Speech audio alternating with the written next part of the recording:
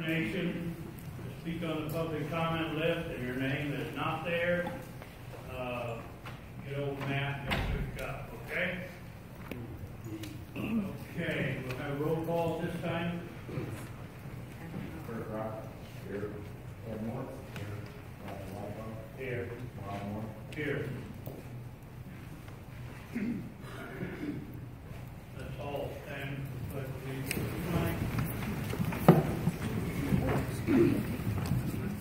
pledge of allegiance. To the flag of the United States of America and to the republic for which it stands, one nation, under God, indivisible, with liberty and justice for all.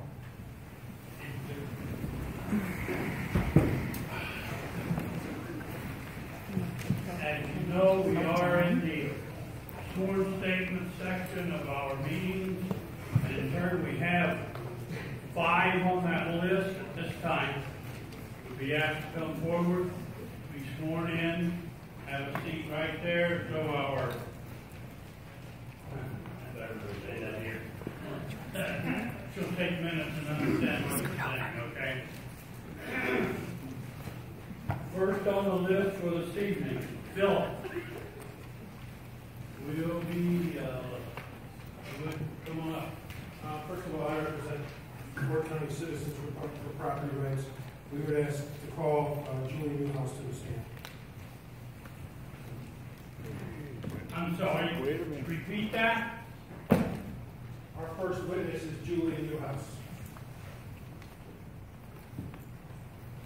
But your name is here. My name is Philip Lieutenant, and I represent Fort County Citizens for Public Rights. We are here to present evidence as is required in the text amendment. Some of that evidence is in the form of people coming to testify. Julie Newhouse is one of those people. That's what the whole meeting is, as I understood it, was people are going to testify. Correct, and as a lawyer who represents many people in the footprint of the wind farm, I have the ability and the right to call people to come testify. And I'm exercising that right and asking that they come testify at this point. Is there anyone here closer to a lawyer than me, I hope? Is this where we're at? Okay. Mark Gershon, Wholesale ABC, representing X Energy. This is not a quasi-judicial hearing. It's not a special use. It's not an administrative action. It's a legislative action, which under the statutes absolutely allows their attorney to speak, but he's not in a position to call witnesses, he's not in a position to cross-examine people. It's a public hearing for public comment to be given, not a trial. And if you read the statute, that's incorrect. There are certain rights that are granted under the statute, and one of them is the ability to present evidence, and we wish to present evidence. If you do not present evidence, you run the risk of your entire hearing being invalid. So you have 2 choices. One is, let us put the evidence on we want, which is the proper way to do it, or you cannot and run the risk of your whole hearing being invalid. How many you call? 3.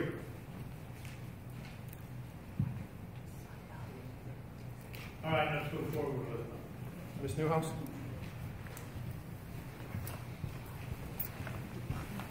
Picture. Come on. Hey, Come in, center.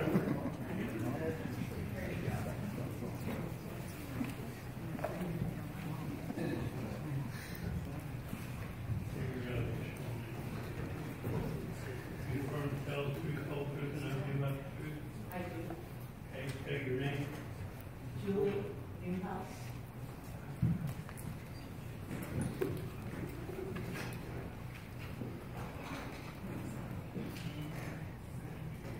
13407 Capron Road, Capron, Illinois.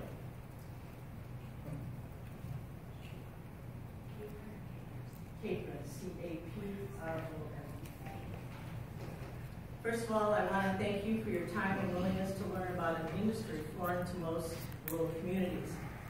You bear an enormous task as you listen to mountains of information and try to discern how to best protect the citizens of Ford County and their property rights. Both my father and my husband sat in your seats either on zoning hearings or on the county board, and it is not an easy job. Well, I am here to address the Agriculture Impact Mitigation Agreement that I understand has been part of your hearings already or part of the testimony. I wanted to clarify it. But before I do that, I just want to say one side note that I wanted your entire county to know is that Ford County farmers should be aware that if any land presented in the FSA program that is put into industrial use of wind or solar, it is required by federal law to be reported. Not only will those areas be taken out of the program under today's Farm Bill, but they will not be allowed back into the farm program even if decommissioning occurs. I have an email that supports that evidence. While I have been a Farm Bureau Director for 6 years, tonight I'm speaking as a citizen who loves farm families, the preservation of farmland, and is very protective of the agriculture industry. I wish to address the Agriculture Impact Mitigation Agreement that has already been referred to in earlier testimony in this county. I was the Farm Bureau Director in 2013 at the Illinois State Farm Bureau Resolutions gathering that brought forth the resolution seeking statewide minimum standards to protect agriculture and rural families from wind project potential negative impacts. I also led the discussion arguing for its passage, which it did indeed pass. When the first wave of wind companies came to Illinois, county board members across the state of Illinois were invited to wind energy siting conferences. My husband attended one, where they were persuaded to adopt in their counties the sample wind ordinance that the wind industry helped author. It served the industry well. Counties across Illinois, by merely relying on the sample ordinance, failed to protect themselves completely from potential wind project issues impacting the health, safety, and welfare of their citizens, their farmland, and their county's well-being. Today, wind industries come to hearings such as these in order to accomplish the same goal. What continues to be particularly disturbing is the lack of secure financial guarantees for a complete restoration of an industrial electrical generation sites back to productive agriculture use. As a Farm Bureau Director in 2002 and 2013, at the state level, I attempted to get 3 different resolutions passed concerning wind energy and agriculture at that state convention in Chicago. The only one I succeeded in was a resolution to seek legislation to establish a minimum statewide agriculture impact mitigation agreement. That passed resolution directed our Farm Bureau staff to seek legislation. In 2014, Farm Bureau was successful in getting legislation passed that sought at least minimum standards which landowners and county boards could use in establishing their code, their conditions, or contracts. But in order to get that Illinois legislation passed, Farm Bureau needed the support of the urban legislative districts. Those legislators generally tend towards mandated renewable energy and listen carefully to the many renewable lobbyists. And generally they have no clue about agriculture or rural homes. For many of them, rural counties are merely a utility closet, as no urban legislator will ever face living or working around an industrial wind project as long as they live in town. In order to secure urban legislative votes, anything the wind industry found problematic had to be removed. While Farm Bureau and the Department of Agriculture were negotiating for standards to protect the landowners and the agriculture industry, the wind industry was arguing they did not want any state standards to take effect until after 2018. The wind industry was hopeful most Illinois projects would then be through the zoning process by 2018. One area in particular the wind industry triumphed in was eliminating any significant financial requirements and an understanding that no real repercussions would exist if the wind industry violated any of the agreement. While the Department of Agriculture can require an AIMA, it has no executive authority to force an industrial wind company to obey it. Violations would need to go to court, or often the side where the best lawyer wins. I have to say, I deeply regret seeking a statewide minimum standard, because instead of being used by the landowners and counties to remind them of what they should be requiring, for conditions, for code, for contracts, prior to any signed agreement in order to protect farmland and rural families. Instead, it is mostly used by wind companies to convince county boards not to worry about agriculture and decommissioning issues because the AIMA will take care of it.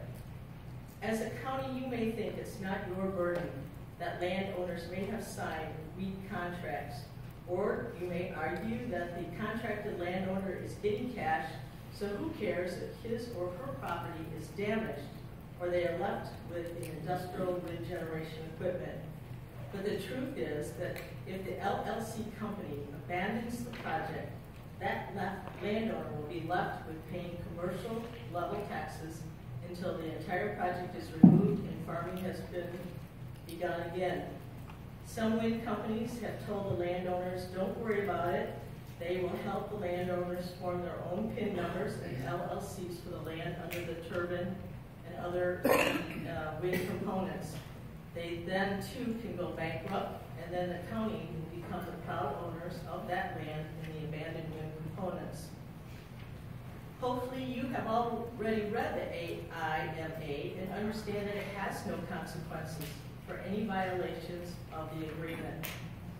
As of tonight, it is likely the Ford County wind contracted landowners have no secure financial guarantees to protect their property or fully cover decommissioning. And for them, it's too late. And AIMA cannot help them. The contracted landowners no longer have any negotiating ability. The only time that the AIMA could have assisted them was if they used those minimum AIMA standards and a great lawyer to negotiate for conditions important to them. But unless their property was critical to the success of the wind project, their wishes could be ignored. Farm Bureau recommends the following language be placed in your county ordinance. The county will have the right to collect from the applicant reasonable costs and attorney fees incurred in successfully enforcing any provision of this ordinance. So in actuality, the AIMA is merely a reminder to the county boards what responsibility lies on their plate to protect the contract holder and the neighboring farms and property owners. You and your board are the only measure left to protect the landowner and the farmland. But please remember, those AIMA minimum standards were found acceptable to the wind industry and are not necessarily sufficient enough to protect your citizens. Farm Bureau greatly encourages all county boards to do their due diligence. My husband and I raise chickens, and I would never ask a fox how to build a secure hen house.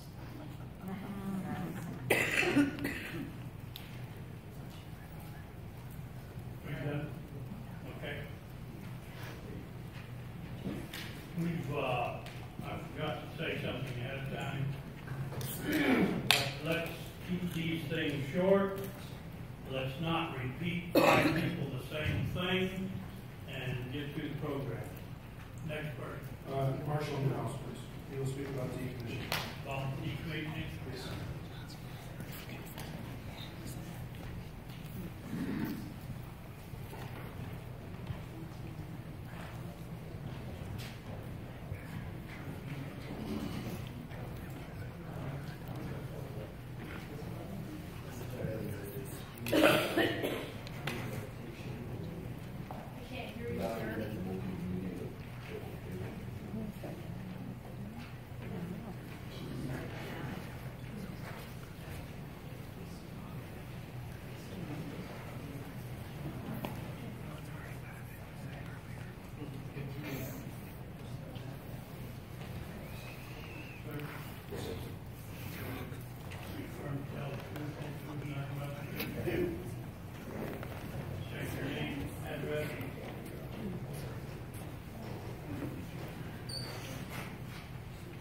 My name is Marshall Newhouse, 13407 Capron Road, Capron, Illinois.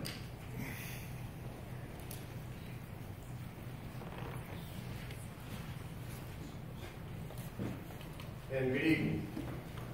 I'm going to ask you to try to Mayor, sir. I would like to congratulate Ford County for taking on this task of educating yourselves before voting on this potential change in your code. As with any Illinois county, you are given the authority and responsibility to make decisions that will affect every one of your constituents. I'm going to speak about one that is difficult to grasp, and that is decommissioning. In reality, it's asking a county official to look at a scenario that's likely to occur long after he or she retires from office. And that's asking a lot. And I get that, I'll do my best to make it short and quick. Part of any proposed project that would come before you is a section that deals with taking this potential project down, sometimes decades down the road. You may feel you are protected and have done your due diligence by having in print some facts and figures that would accurately portray the cost of getting your county back to what it looks like today without the turbines. You may have promises from a potential developer that it will take care of with either little cost to the county, or the decommissioning may even be a money maker. I spent a few hours compiling numbers and decommissioning bids over the years, and I would like to share some of them with you tonight. 6 years ago, Boone County, where I come from, began the process of rewriting an ordinance while the developer sat in the audience at our ZBA hearings. He had put his request on hold until the hearing was complete. Most of us in the county board level at that time were inundated with information that arrived from both sides of the discussion. When it came to decommissioning, competing citizens and engineers would suggest a range in costs that went from $30,000 per turbine to decommission to even being a revenue generator for the project. As a board member, I could either flip a coin on which way to turn, or I could do some research for myself. In March of that year, I went to a union shop that was operating full-time constructing wind projects. I asked them if it would be possible to develop a bid to tear down what they had just put up today using today's dollars. Their response was quick and simple. We know how to bid to create one of these, and we know how to bid to get rid of one of these. Now, a recent Canadian company stated the same in this past March wind power engineering website, and I quote, "We decided that the least amount of environmental damage would be done by disassembling the turbines one by one. In many ways, the project came full circle. The process almost became the exact reverse of first building the wind farm." Now, the bid that you see before you was from March 23rd, 2012. It's from a Rockford company. The bid was for $550,000 per turbine to decommission. The dollar amount is in the center of the page that you had before you in the packet I handed you. And above it are 9 major components that went into that bid, and I would like to address these items.